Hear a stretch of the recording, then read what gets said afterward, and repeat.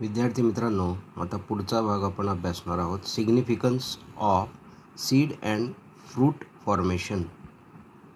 त्यात fruit provide nourishment to the developing seeds. फळाची गरज कशासाठी? तर फळांमुळे वाढ होणाऱ्या किंवा डेव्हलप होणाऱ्या बीजांना अन्नाचा पुरवठा केला जातो किंवा त्यांचं पोषण जे असेल ते करताना आपल्याला ते दिसून येतात. Fruits protect the seed in the immature condition. अपरिपक्व अवस्थेत बीजांना संरक्षण म्हणून फळाची गरज असते. Seeds serves as important propagating organ unit of plants. बीजांच्या माध्यमातून आपल्याला नवीन वनस्पती तयार करता येतात, म्हणून त्या प्रोपॅगेटिंग ऑर्गन्स और युनिट म्हणून ओळखल्या जातात. म्हणून बीजांची आवश्यकता असते. Seeds and fruits develop special devices for their dispersal and दस help in the distribution of the species. एका ठिकाणून दुसऱ्या ठिकाणी विशिष्ट प्रजाती ज्या आहेत त्या प्रजाती आपल्याला विकसित होताना दिसतात किंवा वाढताना दिसतात. त्यांचे कारण म्हणजेच वनस्पतींमध्ये निर्माण झालेले फळं आणि बीज हे घटक होत. त्यांच्यामुळे एका विशिष्ट प्रकारच्या यंत्रणेच्या माध्यमातून बीज आणि फळं यांना उपयोगात आणून वनस्पती सर्वत्र त्यांचं अस्तित्व निर्माण करतात. डॉर्मन्सी is a state of metabolic arrest that facilitates the survival of organisms during adverse environmental condition. डॉर्मन्सी म्हणजे सुप्तावस्था. या सुप्तावस्थेमध्ये बीज जे असतील ते बीज सुप्तावस्थेत राहिल्यानंतर त्यांची सर्वायवल म्हणजेच जिवंत राहण्याची कुवत जी असेल ती वाढवण्यासाठी त्यांना मदत त्यांना आपल्याला दिसून येते. Structural or physiological adaptive mechanism for survival is called as डॉर्मन्सी.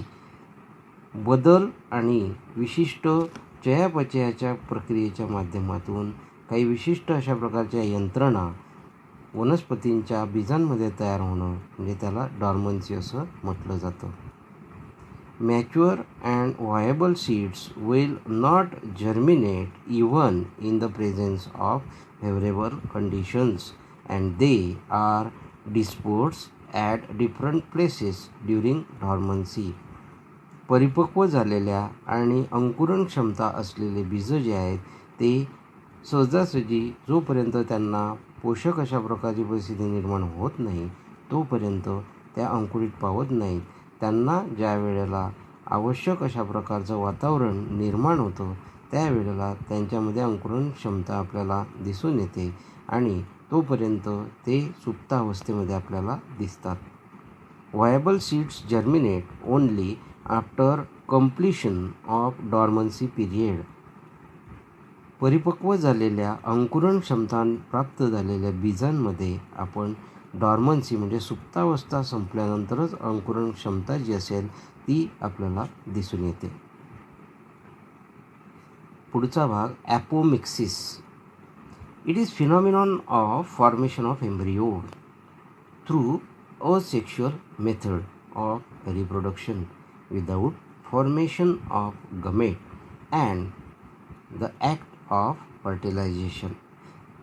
हा एक विशिष्ट प्रकारचा चमत्कार म्हणावा लागेल की त्यामध्ये अलैंगिक पुनरुत्पादनाच्या माध्यमातून त्या ठिकाणी गमेट्स न तयार होताना आपल्याला एम्ब्रियोजची म्हणजे भ्रूणाची निर्मिती केली जाताना दिसून येते.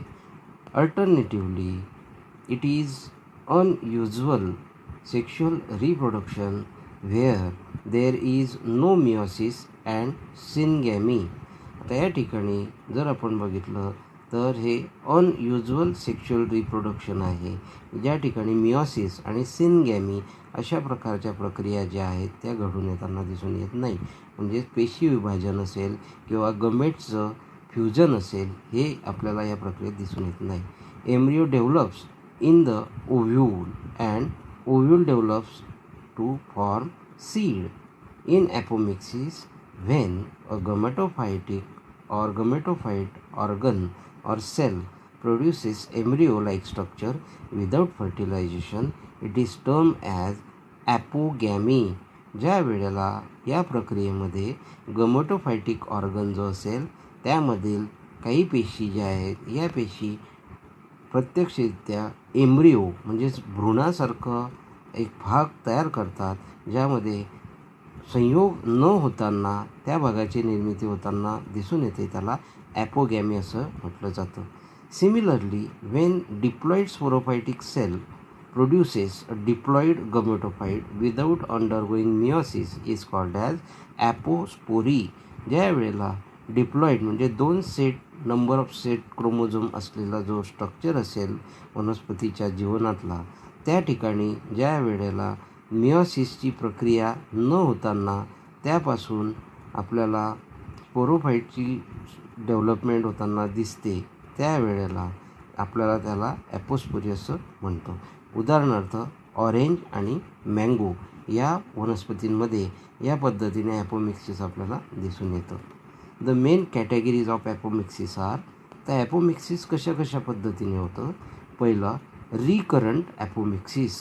In this type the embryo sac generally rise either from an archaeosporial cell or from some other part of the nucellus in diplospory. The unreduced embryo sac is derived from the diploid megaspore mother cell, example Taraxacum. In apospory, the nucellar cell give rise to a apomictic embryo sac.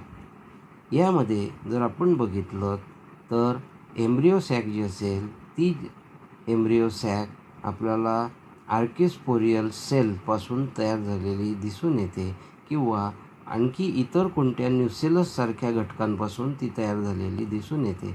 यामध्ये कोणत्याही प्रकारच्या पेशींमध्ये विभाजन आणि त्यातून लैंगिक पुनरुत्पादनाचा प्रकार आपल्याला दिसून येत नाही. दूसरा प्रकार non recurrent apomixis. In this type a megaspore mother cell undergoes a usual meiotic division and a haploid embryo sac is form. यामध्ये एम्ब्रिओ सॅक जो असेल फिमेल गमेटोफॅटिकचा स्ट्रक्चरचा जो भाग असेल हा भाग आपल्याला या ठिकाणी युज्युअल मिओटिक डिव्हिजनच्या माध्यमातून तयार झालेला दिसून येतो. Hence the embryo arise either from the egg by parthenogenesis म्हणजे भ्रूणाची निर्मिती जी असेल ही एगपासून पार्थिनोजेनेसिस म्हणजे कोणत्याही प्रकारचा संयोग न होताना or from some other haploid cell of gametophyte through apogamy आपल्याला घडून येताना दिसून येतो. Plant produced by this method are generally sterile and do not reproduce sexually. Nicotiana या प्रकारच्या ज्या वनस्पती असतील त्यांच्यामध्ये बीजाणूची निर्मिती न झाल्या कारणाने या वनस्पती आपल्याला स्टराईल म्हणून दिसतात. त्याच पद्धतीने त्या लैंगिक पुनरुत्पादनाच्या पद्धतीतून आपल्याला पुनरुत्पादित होताना किंवा त्यासारखेच दिसणारे नवीन प्लांट तयार करताना दिसून येत नाही. ॲडव्हेंटिव्ह एम्ब्रियोनी पुढचा प्रकार. In this type embryos may develop from somatic nucellus or integuments along with a normal zygotic embryo. Somatic nucellus or integuments along with the normal zygotic embryo या दोन घटकांपासून आपल्याला एम्ब्रिओ जे असतील ते तयार होताना दिसतील. It is common in mango, orange, lemon. It gives rise to the condition called as polyembryony. Genetically identical plants can be produced effectively and rapidly by apomixis. पुढचा प्रकार आहे बघा parthenocarpy. This term is coined by Knoll in 1902. It is the condition in which fruit is developed without the process of fertilization. फळाची निर्मिती होणार मात्र त्यामध्ये कोणत्याही प्रकारचा संयोग मेल आणि फिमेल गमेट्सचा न होताना ओव्हरीचं रूपांतर ज्या वेळेला फळामध्ये होईल त्यावेळेला त्याला म्हटलं जातं parthenocarpy. It occurs naturally in some varieties of pineapple, banana, papaya. काही वनस्पतींमध्ये जर आपण बघितलं तर त्यातली फळं जी असतील, पाईनॲपल असेल, बनाना म्हणजे केळी असेल, पपई असेल, यांच्यामध्ये पार्थेनोकार्पिक टाईपच्या फ्रूटची निर्मिती झालेली दिसून येते. In this plants it seems that the placental tissue in the unfertilised ovary produces auxin, indole acetic acid, indole 3 acetic acid, which is responsible for enlargement of ovary into fruit.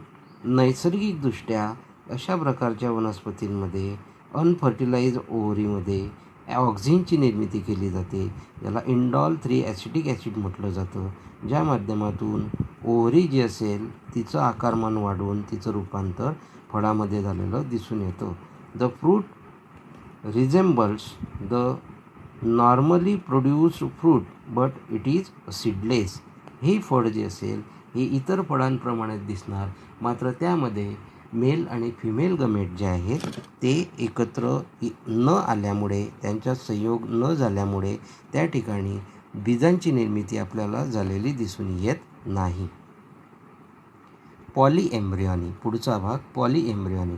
It is the development of more than one embryo. एकापेक्षा जास्त एम्ब्रिओची निर्मिती होणं त्याला म्हटलं जातं polyembryony. Poly means many. Inside the seed and the condition is described as a polyembryony. It was first noticed by Leeuwenhoek in 1719 in the seeds of citrus genus. It is the occurrence of more than one embryo in a seed which consequently result in the emergence of multiple seedlings. एकापेक्षा जास्त बीजांची निर्मिती फळांमध्ये आपल्याला होताना दिसून येते, त्याला म्हटलं जातं polyembryony. The additional embryos result from the differentiation and development of various maternal and zygotic tissue associated with the ovule of seed.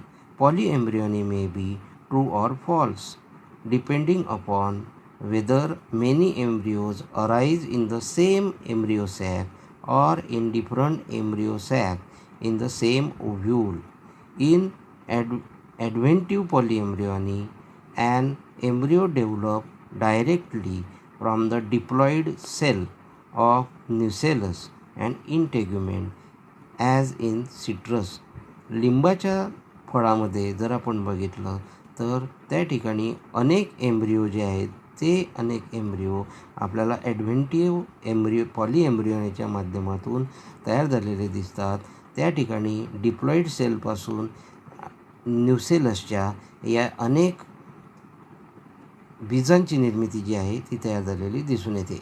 In cleavage polyembryony zygote proembryo sometimes divides cleaves म्हणजेच खंड पडणे किंवा वेगवेगळे होणे, विलग होणे into many parts of unit.